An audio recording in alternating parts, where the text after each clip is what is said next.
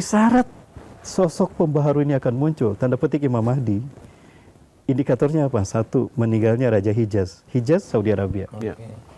Yang kedua, akan terjadi pertarungan 3 anaknya berebut kekuasaan. Kita bahas satu-satu. Oke. Nah, ada kemungkinan memang sosok yang dimaksudkan ini sudah ada. Al-Mahdi ini. Tinggal nunggu nanti pembayatan. Oke. Datang mereka. Wah, paman kita di sini. Ternyata menghilang. Kalian yang membunuhnya. Tidak, kami tidak membunuhnya. Ketika kami membuka gerbang ini, jasadnya sudah ada. Lalu siapa yang membunuhnya? Ini jelas kok di depan gerbang kalian. Jadi mereka hendak membuat skenario untuk menuduh kampung yang beriman ini. Yang baik inilah yang pembunuhnya. Oke, baik. Dan sekarang kita balik lagi kembali lagi ke Timur Tengah. Yang tadi gimana yang Holocaust tadi? Sedikit. Boleh. Akibatnya kan dunia membayar kompensasi atas Yahudinya. Maka mengalirlah bantuan dana dari seluruh dunia, hatta Amerika. Simpati dunia. Mengalirlah dana. Setiap presiden Amerika ada komitmen, termasuk Barack Obama itu $300 miliar hanya untuk membantu keperluan. Nah, dana mengalir, pasukan pun mengalir. Kalau kita ke Palestina hari ini, maka yang berjaga di Israel itu bukan hanya orang Israelnya sendiri. Ada dari negara-negara yang pro-Israel, itu mereka mengirimkan anak-anak muda mereka wajib militer berjaga di Yerusalem, ibu kota negara mereka kelak di masa yang akan datang. Itu berdasarkan sisi ideologi. Nah, mereka dikirim. Bahkan ada yang dari Filipina tuh yang saya lihat. Saya lihat langsung bertemu dengan mereka. Nah, itu ternyata ada di dalam Al-Quran. Dalam surat Al-Isra ayat ke-4 sampai ayat ke-5. Allah menyatakan, "Summa radadna lakumul karah." Maka kemudian kami akan memberikan kesempatan kedua kalian kembali ke tanah Palestina. Setelah dulu terusir oleh Persia, Assyria, Mesopotamia, terusir oleh habis itu Kaisar Titus dari Romawi. Kalian akan kembali lagi ke Palestina dan akan menguasai mereka. Ya, namun ketika janji hukuman kedua itu hukuman dari kerusakan kedua itu terjadi, akan kami kirimkan kembali pasukan yang besar yang akan membuat kalian buram wajah kalian. Intinya, saat ini kalau kita lihat, tidak ada kerusakan, bahkan pembantaian yang lebih sadis dan biadab, melebihi apa yang dilakukan mereka di Gaza. Saya yakin ini kerusakan yang kedua. Sejalan dengan 100 tahun kebangkitan Islam, dengan kembalinya Suriah ke pangkuan kaum muslimin Ahlussunnah wal Jamaah, ini isyarat bahwa perang akhir zaman, perang kebangkitan Islam ini telah dimulai. Oke, berarti termasuk yang ini tanda-tanda adalah nantinya akan ada ini, maaf ya bukan kita mau istilahnya mendahului, nanti akan ada pemimpin di Tanah Arab, pemimpinan Sigan itu meninggal, terus nanti ada keturunannya itu akan berebut kekuasaan dan sebagainya. Ini kan sekarang kalau ngomong ini bukan kita nuduh ya, di Arab ini sudah kita tahu bersama lah ada konflik meskipun tidak dipublish secara umum, tapi MBS ketika naik tahta juga sempat jadi rame, terus si ayahandanya Raja Salman juga sekarang kondisinya ini makin kayaknya rentet-rentetnya makin dekat ceritanya nih. Apa begitu, Tat?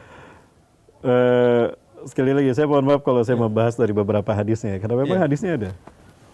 Jadi Rasulullah SAW menyampaikan begini, Yaktatiru salah satu nindakan hukum akan berperang 3 laki-laki di sisi pembenaran kalian.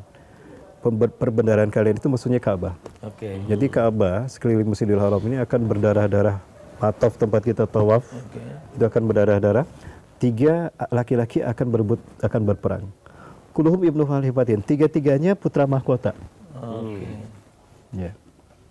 Tapi mereka tidak berhasil. Semula yasuri wahidun minhum. Mereka tidak berhasil seorang pun dari 3 orang ini mendapatkan kekuasaan itu. Kenapa? Karena kekuasaan Sumatatu min kibalil masrik arwaya asud, Sumatatu arwaya asud min kibalil masrik, kemudian muncullah para pembawa panji hitam dari timur.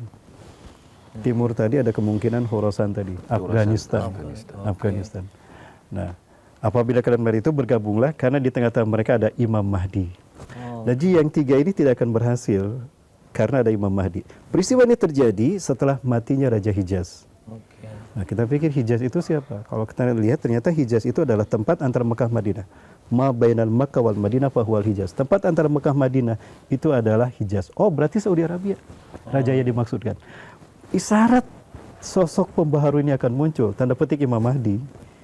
Indikatornya apa? Satu, meninggalnya Raja Hijaz. Hijaz, Saudi Arabia. Yang kedua, akan terjadi pertarungan 3 anaknya berebut kekuasaan. Kita bahas satu-satu. Yang pertama Raja Hijaz, Saudi Arabia. Sebetulnya yang tersisa ada 2. Raja Salman tuh punya adik bungsu namanya Mukrin bin Abdul Aziz. Qadarullah 2015 pesawat helikopter yang ditumpanginya ada yang nembak, jatuh, meledak, meninggal. Maka otomatis Raja Salman ini menjadi raja yang terakhir kan. Nah, kemudian beliau dulu ada yang namanya Muhammad bin Naif. Beliau Perdana Menteri di zaman siapa? Di zaman raja sebelumnya, Raja Abdullah atau Raja Fahad. Dia bagus diplomasi politiknya. Tapi meninggal 2017. Berarti tinggal 1 orang. Al-Mukrin sudah meninggal 2015, Muhammad bin Naif meninggal 2017. Berarti tinggal Muhammad bin Salman. Tapi kata Rasulullah 3 ini. Ya. Muncul lagi Al-Walid bin Talal dan Khalid bin Farhan. Wah, ini 2 kekuatan. 3 lagi.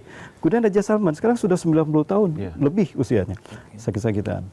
Nah, ada kemungkinan memang sosok yang dimaksudkan ini sudah ada. Al-Mahdi ini. Tinggal nunggu nanti pembayatan. Nah, konflik Gaza Palestina ini yang menjadi pemicu perang dunia, ini tentu tidak akan bisa diklaim dan diselesaikan oleh kekuatan negara-negara masing-masing. Apakah negara Iran, negara Syam, ataupun negara. Ya. Sentralisasi kekuatan yang muncul, siapa pemenangnya? Itu tadi, ketika sosok yang satu ini muncul. Pemersatu tadi. Ini dari sisi kita Islam hadis ini. Barangkali nanti akan sama ya. Imam Mahdinya ini barangkali dari sisi Nasrani adalah nanti si Yesus itu Yesus. Terus dari sisi apa tadi Yahudi. Ada Syiah juga meyakini Al-Mahdi Al-Muntazar. Syiah terus Yahudi. Jangan-jangan dari semua ini hanya namanya yang beda-beda, tapi jangan-jangan satu itu ya sosoknya ya. Satu ya. Iya kan? Jangan-jangan gitu. Karena kalau ngeliat dari tadi runtutan cerita Ustaz juga, ini Palestina adalah jantungnya dunia. Siapa yang bisa menguasai di situ adalah nanti akan jadi pemenangnya. Dan ini adalah nanti jadi ujung dari kehidupan kita lah nanti perjalanan gitu. Tapi sementara di sana orang kalau di sini khususnya di Indonesia, saya nggak tahu di luar negeri ya, belum pernah hidup di luar negeri Pak. Di Indonesia ini selalu ngomong bahwa Palestina identik Islam. Ketika Israel ngebom Palestina, maka Israel ini lagi ngebunuh orang Islam kan gitu. Tapi kan beberapa yang teman-teman dari sana juga ketika baik di media maupun mereka-mereka statement, sebenarnya banyak juga yang non Muslim ditembak, dibom, kan banyak kan. Artinya tidak benar soal semata-mata agama, karena apalagi tadi Ustaz juga menyampaikan ternyata ada yang tersembunyi. Artinya sebenarnya agama cuma kebetulan aja di situ mayoritas Muslim, tapi yang dibutuhin tuh itunya sumber daya alamnya kan gitu. Itu kalau dari sisi kita cerita tentang cerita nalar politiknya. Tapi kalau cerita runtutan dari histori ya memang panjang ya, dua negara ini ya.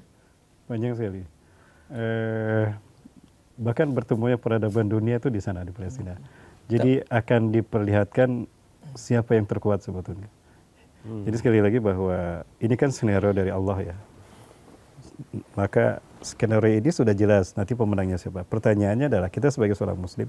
Sekarang kalau kita lihat ternyata yang simpati bukan hanya kaum muslimin. Betul. Dunia semua. Betul, semuanya dunia. Betul.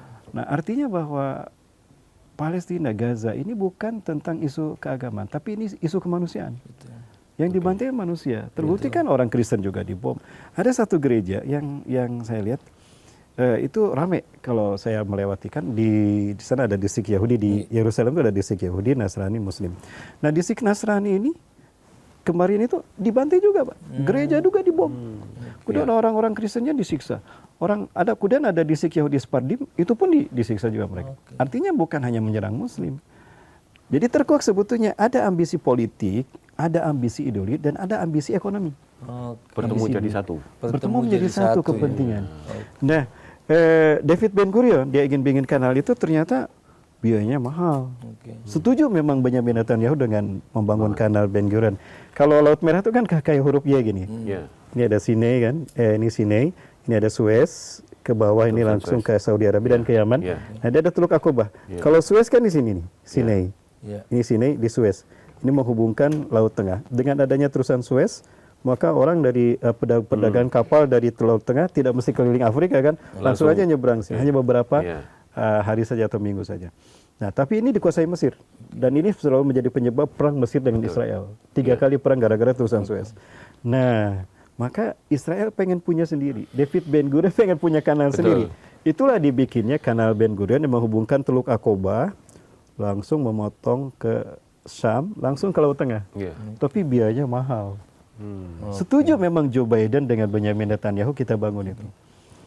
Paling tinggi 100 miliar dolar. Nah, tapi kalau dilihat lurus dari Teluk Aqaba ke Gaza, langsung ke Laut Tengah, biaya bisa dipangkas. Paling banyak 50 miliar dolar, setengahnya.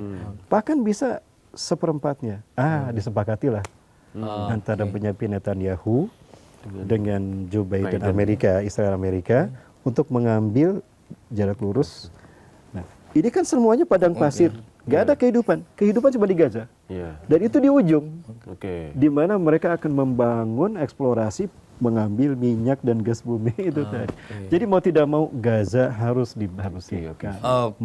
Terima kasih Tad. Jadi ini panjang lebar kita ngobrol. Mungkin ada beberapa yang menyangka bahwa ini kita ngobrol soal agama, tidak ya. Dari tadi kita ngomong adalah agama, teknologi, dan geopolitik. Ini komplit kok dari tadi. Jadi kalau yang ngikutin dari awal, nggak ada dari tadi kita ngomong-ngomong bahwa Arab itu punya Islam saja, Palestina enggak kok. Di sana banyak kan semua agama ada. Jadi ini sekali lagi teman-teman ditutupin aja. Kami tidak ada unsur sara-saranya, tidak. Tapi adalah beliau kebetulan pemerhati Timur Tengah, dan ceritanya kita tadi cocok semuanya, kita cocokkan bahwa kalau misalnya nanti ada yang punya cerita lain atau mungkin kisah lain, asal itu valid, nggak ngarang-ngarang, boleh nanti kita undang juga. Kita undang kami ini.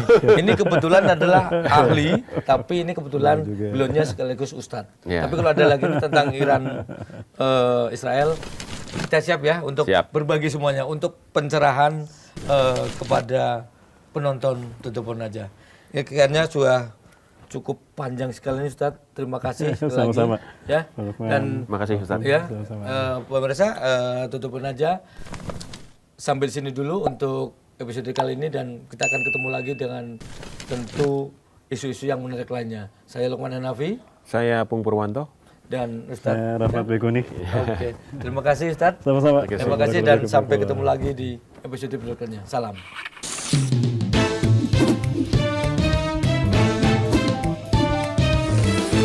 To the point aja.